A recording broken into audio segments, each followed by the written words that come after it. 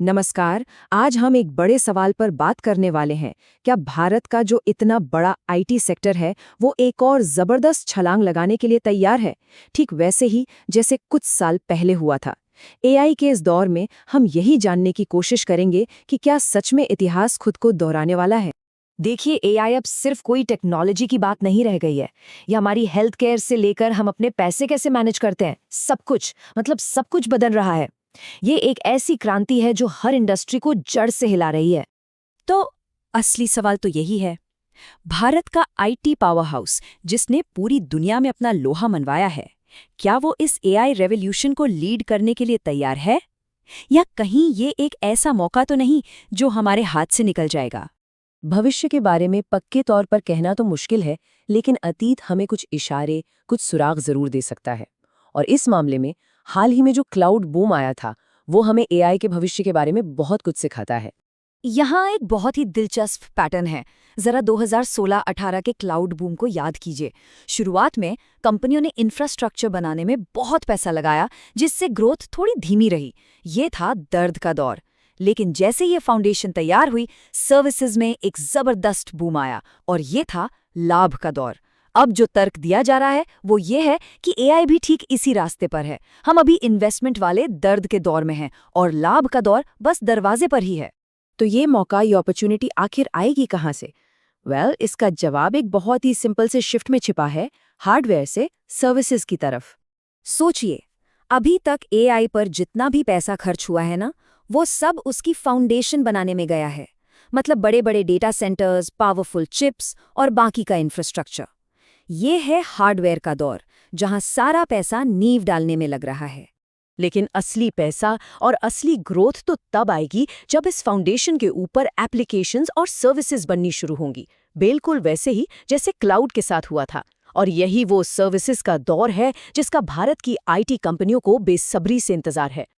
तो ये बड़ा शिफ्ट, ये बदलाव आखिर होगा कब? एक्सपर्ट्स इसे इन्फ्लेक्शन पॉइंट कहते हैं। ये वो पल है जब पैसा हार्डवेयर से निकलकर सर्विसेज पर लगना शुरू हो जाएगा। और सबसे एक्साइटिंग बात क्या है पता है? ये मोड़ अगले 6 से 9 महीनों के अंदर ही आ सकता है। तो चलिए जरा टाइमलाइन को समझते हैं कि आने वाले कुछ सालों में ये बदलाव कैसे और कब-कब देखने को मिल सकता है। तो देखिए, ये रोडमैप क्या बताता है। अगले कुछ महीने शायद थोड़े शांत रहें, लेकिन उसके ठीक बाद कंपनियां एआई सर्विसेज को तेजी से अपनाना शुरू कर देंगी। और फिर वित्त वर्ष 27 के अंत तक इसका असर कंपनियों की कमाई में भी साफ साफ दिखने लगेगा। और 2028 तक तो एआई सर्विसेज पूरी तरह से मेनस्ट्रीम हो जाएंगी, जो इस इंडस्ट्री को एक नई ही उड़ान देंगी। अब जरा नंबर्स की बात करें।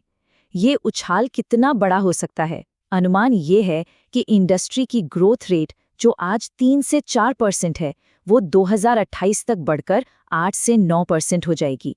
ये वाकई एक जबरदस्त छलांग है। तो फिर सवाल उठता है कि इस आने वाली बूम का फायदा उठाने के लिए कौन सी कंपनियां सबसे अच्छी पोजीशन में हैं? मतलब इस रेस में कौन आगे है? देखिए, किसी भी कंपनी पर दाव लगाने से पहले कहानी के दोनों पहलू समझना बहुत जरूरी है। एक होता है बुल केस, यानी क्या अच्छा हो सकता है, और दूसरा होता है बेयर केस, यानी क्या गलत हो सकता है। चलिए, टीसीएस का ही उदाहरण लेते हैं। बुल केस ये है कि उनके पास 5000 एआई प्रोजेक्ट्स पहले से हैं और उन्होंने अपने लगभग 6 लाख कर्मचारियों को ट्रेन भी कर दिया है। ये बहुत बड़ी बात है। लेकिन बेयर केस यानी रिस्क ये है कि कुछ डील्स में देरी हो सकती है और एआई की वजह से उनके पुराने काम से जो कमाई होती है उस पर असर पड़ सकता है। कुछ लोग इसे जेन एआई डिफ्लेशन भी कह रहे हैं। तो इससे हमें एक पूरी पिक्चर मिलती है। तो इसी आने वाली एआई क्रांति को देखते हुए एनालिस्ट्स ने कई बड़ी आईटी कंपनियों को बाय रेटिंग पर अपग्रेड किया है। इस लिस्ट में इन्फोसिस और टीसीएस जैसे बड़े नाम तो हैं ही, साथ ही एम्फेसिस और टेक महिंद्रा जैसी कंपनियां भी शामिल हैं, जिनको लेकर एक्सपर्ट्स खास तौर पर काफी पॉजिटिव हैं। लेकिन शायद जो सबसे फैसिनेटिंग आइडिया है वो ये है कि एआई एक ऐसा साइकिल शुरू कर रहा है जो कभी खत्म ही नहीं होगा, एक नेवर एंडिंग इकोसिस्टम। अब इसका मतलब क्या है? सीधा सा मतलब ये है कि एआई से जो भी प्रॉब्लम पैदा होगी, मान लीजिए कोई नया साइबर थ्रेट, तो उसका सल्यूशन खोजने के लिए भी एक नए एआई की जरूरत पड़ेगी। तो ये एक ऐसा चक्र है जहां हर समस्या एक नया मौका बन जाती है और ग्रोथ कभी रुकती ही नहीं। तो आखिर में हम क्या कह सकते हैं? यही कि एआई क्रांति आ नहीं रही है, वो आ चुकी है।